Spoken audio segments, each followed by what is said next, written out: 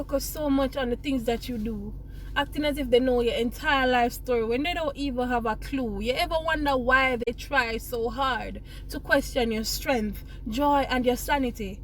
Well, today I'm here to tell you that it's just because their expectations doesn't quite match your reality. You have some people who will never shout hallelujah because you are the one who's preaching. They will literally block their minds whenever they see you teaching. They will never nod their heads whenever you start to sing. And they will never celebrate with you when it's time for you to get your blessings. They will never give you a second glance whenever it's time for you to dance.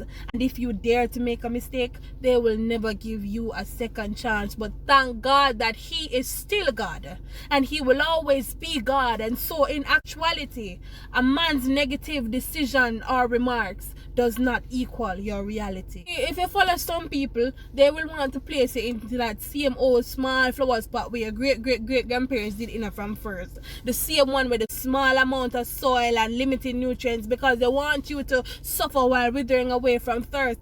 But while they were scheming and plotting, they forgot that you serve a God that is able to break each and every generational curse, a God that will have you blossoming beautifully even when they thought that they had left you for the worst. You need to be careful about the people around you. Some of them only want to see you in shackles and chains so they can stand as warden. They want to taunt you with your past transgressions so that your insecurities will harden. But today I hope you gain some strength to shake them off and say excuse and give me pardon, because the same seed you thought you placed in the flower spot, God has now planted in His garden. So you better watch me blossom and bloom. You thought I was doomed, but in actuality, glory be to God, your expectations doesn't quite match my reality. So excuse you if you thought that my condition was too dead for God.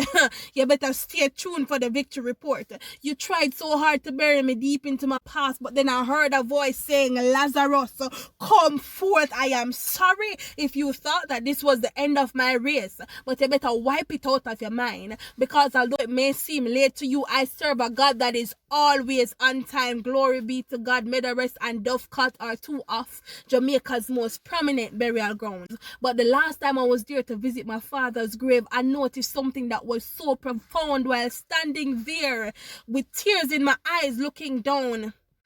I realized that in this place that was made for the deadest of the dead, the most rotten of rotten, there was still life all around. I wasn't looking at the tombstones, graves, nor plaques that was showing. No, God opened my eyes so I could realize the grass that was growing. That burial ground represents those dead marriages and relationships, dead end jobs, dead situations and circumstances, and those deadly sicknesses in body that you may be feeling. But today I want to remind somebody that the grass is still growing, so there is still life.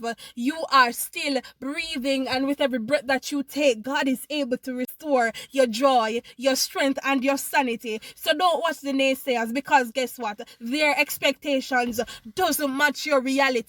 You have some people who sit down on a plan, say you go walk naked a road and eat out a garbage pan. Them expect so you go grow up and an ambition, but today let them understand that you have come to the conclusion that no man is able to determine your purpose and destination. I am who God says I am. Live by it, repeat it, and understand. I am who God says I am. I am who God says I am. This ain't